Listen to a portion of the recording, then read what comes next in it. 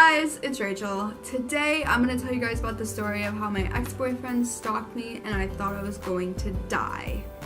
This is not clickbait, this is an actual thing that happened to me. Oh my god, this is an actual thing that happened to me.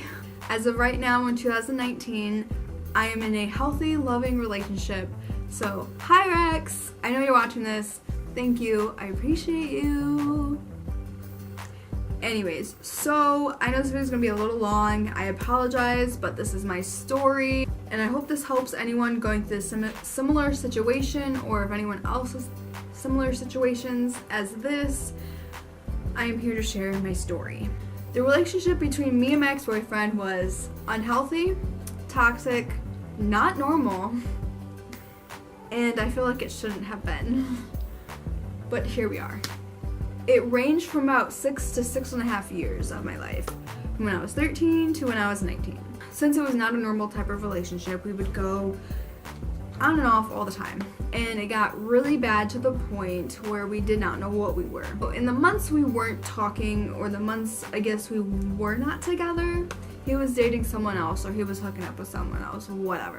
This story takes place back in June of 2016. So one day I wake up for work, I check my phone, I see I have a missed call and a suicidal text, and it's from my ex-boyfriend.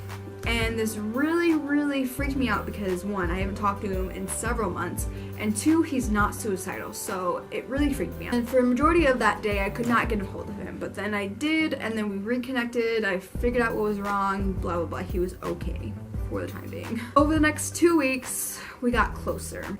As closer is I thought we were gonna get back together. I thought this was our time, like this was it. This was like finally gonna happen for us. Did not. But for the next 2 weeks we got closer. And then it led up to when I was going to California for my first solo trip. Now for those of you who do not know, when I was 18, I took my first solo trip to California. And that was a huge thing for me because it was probably one of the first times I really traveled, and also by myself. And pretty much everything I did that trip was a first. So it's also kind of scary, but also really exciting. The 2 days before that trip, he was completely garbage to me. He treated me like absolute shit. And then he didn't talk to me until my birthday. And all he did was text me, that was it. And then the day after that was starting the last half of my trip. I started getting these weird ass text messages from him that did not make a whole lot of sense, but he was starting to act crazy, and it was also worrying me, and I was having a slight bit of anxiety, which if you go back and watch those vlogs from when I was in LA, you can kind of see my mood change, and I kind of talk about something personal. That's what it was. Because he was starting to text me all these weird ass fucking things, and I'm trying to enjoy myself. Like, this is my first time in California, my favorite place, and then he wasn't answering his phone, he wasn't responding to me, he wasn't telling me the full story. I was getting piece by piece by piece. I probably have those text messages in my old phone. I don't even know. So on the last day of my trip is when I kind of figured out or found out what was going on. Like, we were texting majority of that day, and then he texted me finally. He said he might be going to jail because he almost killed someone. Almost killed someone? What the fuck? From that moment when I read those words off my phone, my stomach dropped and I felt so fucking sick. I like lost my appetite. How are you supposed to react to that from someone you love? I don't know. So when I got back from my trip, I don't know, we talked things out, he told me the story, whatever. Things were, I guess, okay for the next 2 weeks. Things were going good for us, apparently. The last week of July, so I call it, was the beginning of hell week for me, or the beginning of hell for me. So that entire week, to sum it up, it was just fucking awful. It was basically like he was punishing me. Like, the beginning of the week, things just started turning ugly way too fast, and out of nowhere, like, I don't know what was happening because it was happening that fast. By the end of the week, me basically wondering or worrying about him, worrying that something had happened to him because of a certain thing, he legitimately ignored me for 2.5 days. Now, what I mean by this is I called him, he let it ring all the way to voicemail. I left him several voicemails. I texted him a shit ton, and I was also considering going over to his mom's house and his dad's house, and also I was considering messaging his sister, which I'm glad I did none of those. Almost third day, basically, going on the third day, I called his phone from my mom's cell phone, and what do you know, he answers it on the second ring. As soon as he heard my voice, he hung up, and from that point on, I knew he was ignoring. So I was like, fuck it, I'm not gonna worry about it. He can talk to me whenever he wants to fucking talk to me. So fast forward to that night, 2 o'clock in the morning. I get woken up by a phone call, and guess who it is? It is my ex-boyfriend. Why wouldn't it be? So I answer it in my fucking sleep, and he's like, come outside, I'm gonna pull in your driveway. We argued on the phone for like 5 minutes, and then I finally was just like, fuck it, I kinda just wanna know what's going on. So I go outside. We weren't even out there 5 minutes. We hardly said any words at all. And then he gets a phone call. So he answers his phone call. He's talking on the phone, he's doing his thing, pacing back and forth like he normally does, and then he started walking a little farther, and then what do you know, he's like in my driveway. I'm like getting annoyed because he woke me up and he's not even talking to me. All of a sudden, I hear his truck door shut, and then the next thing I know, his truck starts, and then I run over to my driveway, he's backing out of my driveway, and I'm yelling, are you fucking serious? He drove off. He walked away and left me at 2 o'clock in the morning without saying a fucking word to me. That was the most heartbreaking moment of my life. From that moment, I knew I was not worth a single fucking word to him. I just couldn't believe it. So heartbroken, and I was devastated, and I was so hurt. I couldn't go back to sleep. Finally, after like an hour, I texted him. I was like, have a nice life. I'm done. Like, I'm absolutely done. Whatever. And then from that point on, I blocked his number, and I blocked him on all social media. And still to this day, I have every single thing blocked. I will never unblock him. Unless he makes new accounts, I will block those too. And then this is where it all starts to happen. 9 days later, he shows up at my house.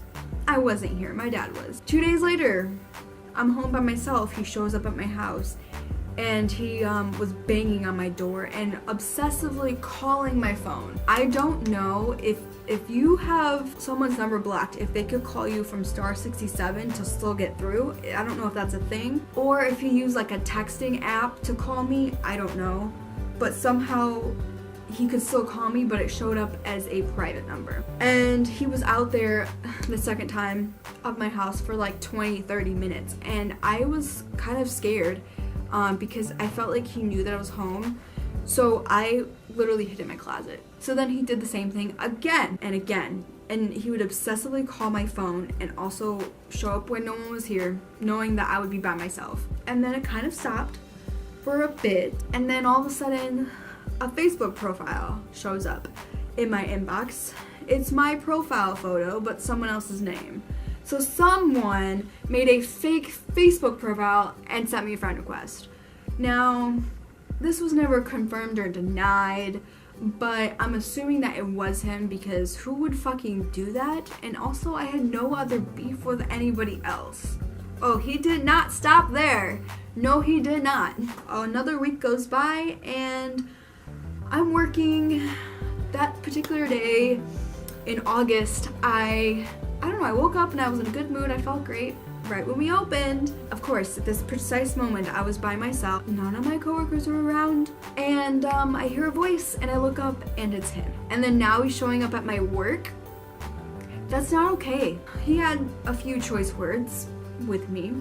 I couldn't say what I really wanted to say, or I couldn't really say much of anything because I was working, and my boss, I saw him walking around.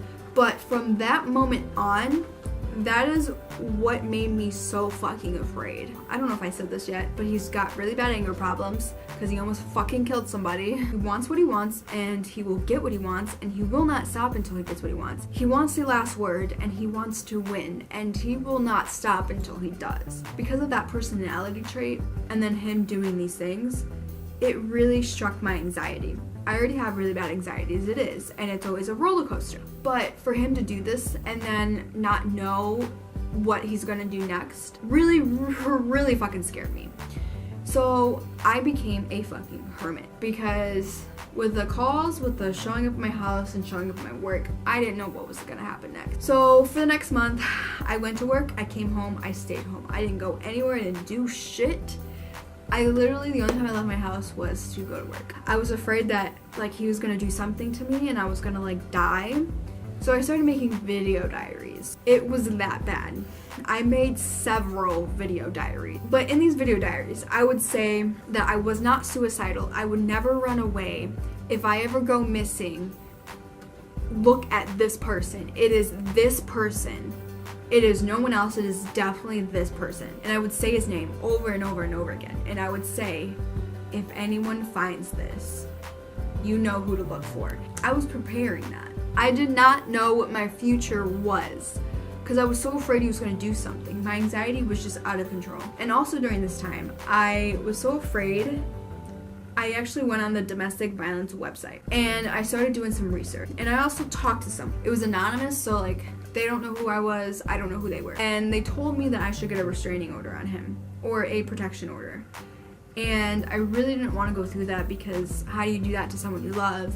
You know, I didn't want to deal with that. So I told myself, if one more thing happens, I'm filing. Thank God nothing actually did happen after that. But then also when I was doing my research, I realized I was in an emotional abusive relationship.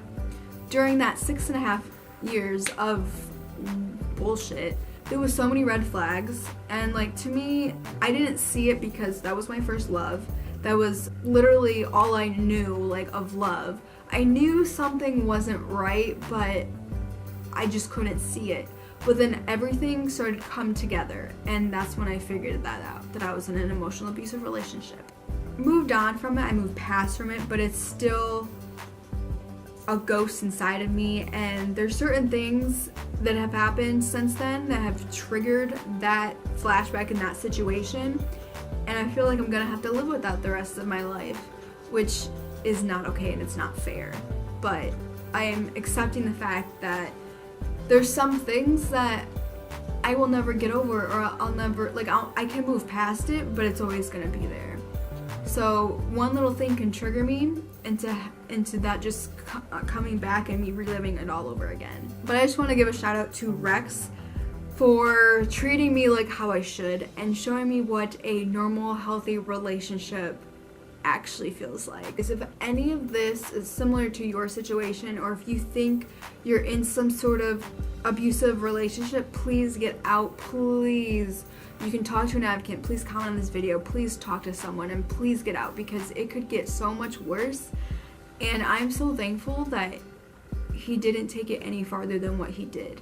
I mean, what he did was not okay, but I'm so thankful he didn't go any farther than what he did. And I don't want anyone to go through what I did or even much worse, because I know what that feels like, and that fucking sucks, and it's awful, and I don't wish it upon anybody. I wanted to share this story because this is a part of my story, a part of who I am, and what I went through.